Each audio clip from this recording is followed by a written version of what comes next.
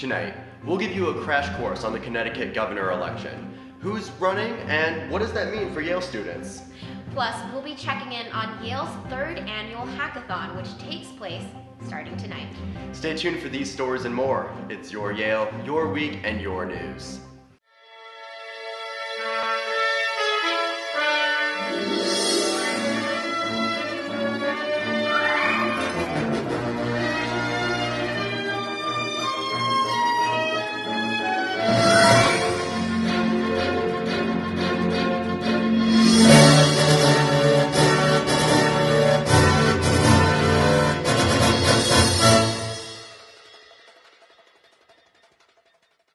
Hello and welcome to YTV. I'm Michael Leopold. To start, we'll go to Stefina Yuli in the newsroom with this week's headlines. Thanks, Michael. Last Tuesday, over 1,000 students, union workers, and city and state representatives protested on College Street, demanding that Yale allow graduate students to unionize. The rally was the culmination of a weeks-long campaign organized by the Graduate Employees and Students Organization. At the event, many state and local politicians took the stage to offer their support for the union.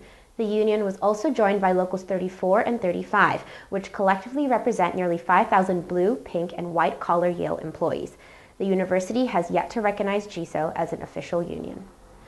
On Monday, the Yale graduate whose fever spurred panic about the possibility of Ebola in Connecticut publicly identified himself on cable television.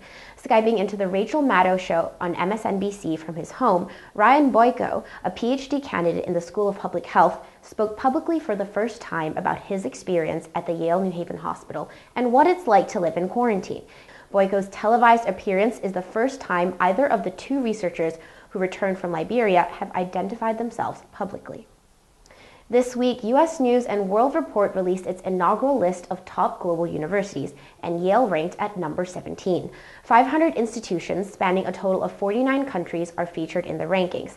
U.S. News said the rankings was based on factors that could be compared globally, including things like how many academic papers the university puts out. However, this suggests that certain aspects unique to the U.S. undergraduate experience, such as class size and graduate retention rates, may not have played as significant a role. Of the Ivy League schools ranked, Yale placed fourth behind Harvard, which ranked first, Princeton, and Columbia. As the gubernatorial election on November 4th draws closer, Connecticut residents are questioning the candidates' proposals on gun control. While many believe a change of hands in Hartford would greatly alter current gun control laws, experts say that drastic change is unlikely. According to UConn political science professor Ronald Schuren, the changes most likely to happen if Foley wins the race would be minor alterations to the state's laws on reporting stolen weapons. A Quinnipiac poll released yesterday revealed that voter support for Foley and Malloy is tied. That's it for this week's headlines. Back to you in the studio. Thanks, Stefina. Tonight, thousands of students from schools across the globe, as well as representatives from tech giants like Google and Microsoft, will pack into Yale's West Campus for 36 whole hours. We go to Dan Chow and Pat Sullivan to find out more about Yale's third annual hackathon. Costumes, competition, and computer science. For 42 hours straight, these three things converge here on Yale's West Campus for a bonanza of coding, Red Bull, and app creation. So we've gotten a lot more interest. So we had over 3,000 people register, which is, a lot bigger number than last year. This year we're actually doing it on Halloween. So we're inviting our contestants to really dress up and take part in festive events like that.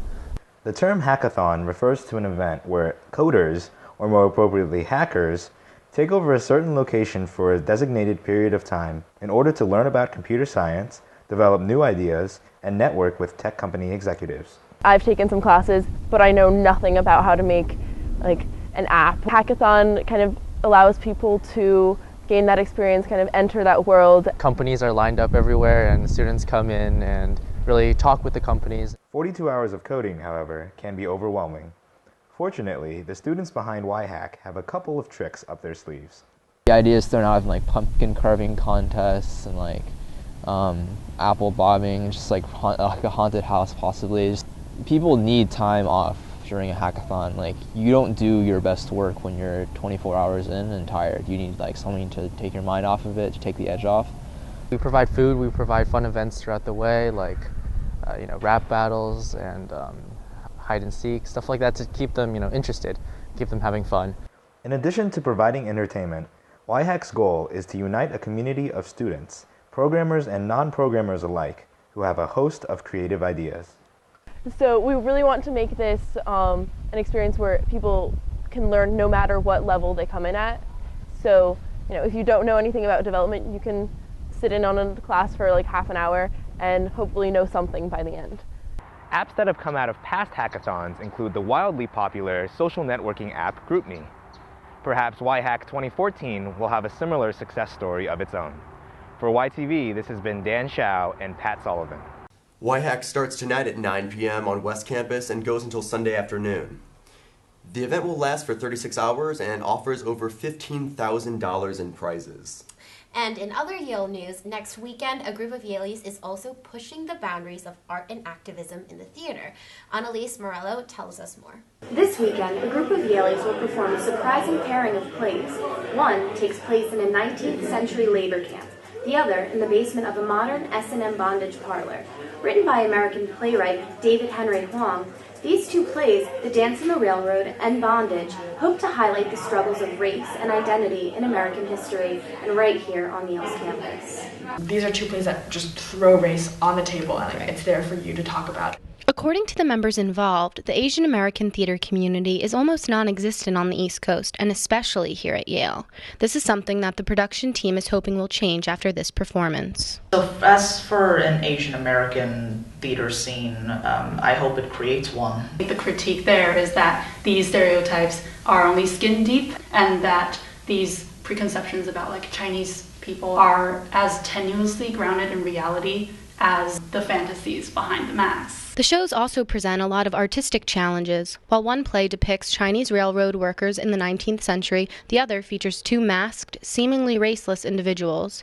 Each play also only has two actors on stage, leaving them to rely only on each other to move the scenes forward. 50 minutes to an hour, I think I played 10 different characters. I have to sing and dance. Through that, I have to channel so many roles, but through a level of subtlety as well. Members of the production team are aware that these works are political statements on race and identity, but they also feel that these issues are best tackled head-on. These plays are really going to mirror what is happening right now in this country. I hope people will still be able to find the moments where they connect and have their mind open for new things that they don't expect to see. One thing's for sure, theater goers should get ready for a thought-provoking performance, one that is sure to stir up some change within the Yale theater community. For YTV, this has been Annalise Morello. Back to you. Tickets for the show go live on November 1st. For more information, visit the Yale Drama Coalition website. And that's not all that's happening in the Elm City. With the election of Connecticut's governor on November 4th, we asked a couple of Yaleys to tell us their thoughts on the election. The Connecticut gubernatorial race takes place next Tuesday, November 4th. The two main candidates are Democratic incumbent Donnell Malloy and Republican candidate Thomas Foley. We went around campus and asked Yaleys if they were interested in the election. So, do you care about the election, or do you think Yale students care in general? Considering I didn't hear about it until now, I don't think they are very plugged into that. No, not really. I think some of them do. Yeah.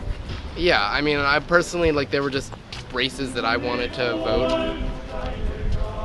The Connecticut election? Yeah, the Connecticut. I mean, yeah, there's certain interest. I'm definitely not invested like I am in the North Carolina elections. I'm late for a meeting. I'm late to sell. I'm selling for a bake sale. No. Okay. Thanks. Are you interested? I really have to run. I'm foreign, so you don't really know what to I'm voting in California. Okay. I like Malloy. I believe in his tax policy that he claims that he'll follow this year. Yeah. So. Not all students we interviewed were apathetic. Some Yaleys were truly passionate about the election. From YTV, this has been Nicole Daly. You can vote for your preferred candidate at the New Haven Public Library on Tuesday. And as always, we end with our Everybody Has a Story segment. This week, Cody Pomerantz sat down with Olivia Pofko-Giacca, a junior in JE who started Lab Candy, a company that encourages young girls to pursue science. Olivia, thanks so much for being here. Thanks for having me.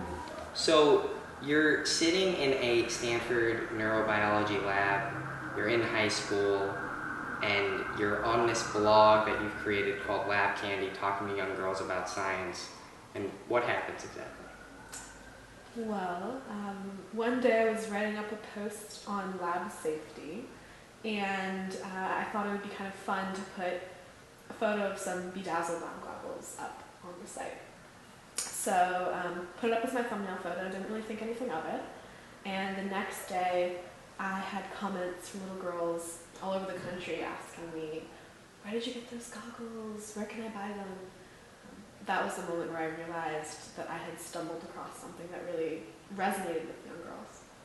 Now you have the goggles here. Are these the ones from the blog? No. That first inspired? Okay. No, they're not. These are an example of the goggles that we sell. They're the adult version. So actually, Cody, if you want to put them on, model them. Okay.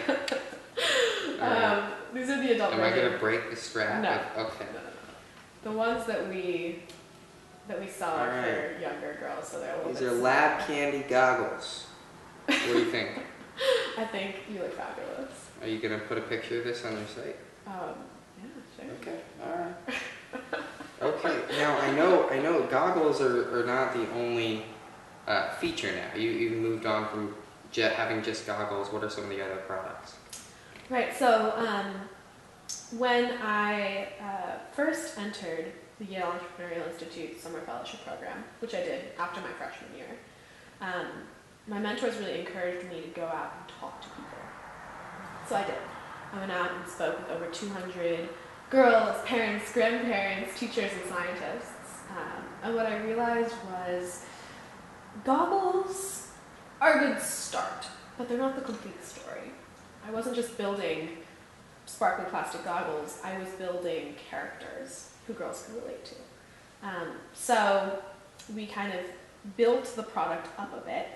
It comes with kind of a DIY goggle kit, a lab coat, and a workbook/storybook. Olivia Pavko-Giacci, thanks so much for joining us. Thank you for having me. And thank you for joining us as always. I'm Cody Pomerantz for YTV. See you next time. And get those goggles. To see the full interview, visit the features page on the YTV website. And that concludes this week's news segment. For now, start your Halloween celebrations with Caitlin Kiker and Harrison Tracy as they explore Yale's spookiest haunts. Thanks for watching. It's your Yale, your week, and your news. The first stop on our haunted campus tour is Saybrook's Wrexham Tower, entryway B. Yale lore has it that 3 consecutive students died or took their own lives in a now unoccupied suite on the 4th floor. Because of repeated claims of haunting, Yale decided to seal the suite off to students and has kept it locked ever since. This classic colonial house, the Pierpont home, has supposedly been afflicted by ghosts for years. During the Revolutionary War, British troops used the home as a headquarters and hospital. Bloodstains on the central staircase led to rumors that ghosts haunted the home. Nowadays, the Pierpont home serves as Yale's visitor center. Next time you're walking on the New Haven Green, bear in mind this disturbing fact. Between 500 and 2,000 bodies lie just a few feet below the green. Back in the 19th century, there was a massive removal of bodies and gravestones from the green to Grove Street Cemetery, a new burial ground at the time. While the gravestones now line the cemetery, forgotten dead remained under the iconic green. While the organ in Wolsey Hall is certainly known for its size, being one of the largest in the world, it has also been known to house paranormal activity. A notable paranormal researcher believes the organ's chambers to be tormented by an oppressive ghostly presence. He even wrote about the organ's haunting in his book, Ghosts, True Encounters with the World Beyond. Now that we've given you the lowdown on some of Yale's scariest spots, let's see what places on campus students fear the most. What's the scariest place on campus? L-Dub. Cemetery. The Old cemetery? campus. The cemetery. Oh, the cemetery. Yeah. Or Toes. Definitely the stacks. 11 o'clock at night, 5th floor, in a corner, no one can hear you scream. Some bandy. Probably else. The New Haven Green at night. Stacks. Somewhere like up Parkus, I guess. Yeah. Maybe the top. That would get a little creepy up there. Classes. The graveyard. Oh my god, the basement of Payne Whitney Gym. For YTV, this has been Caitlin Kiker and Harrison Tracy. Happy Halloween.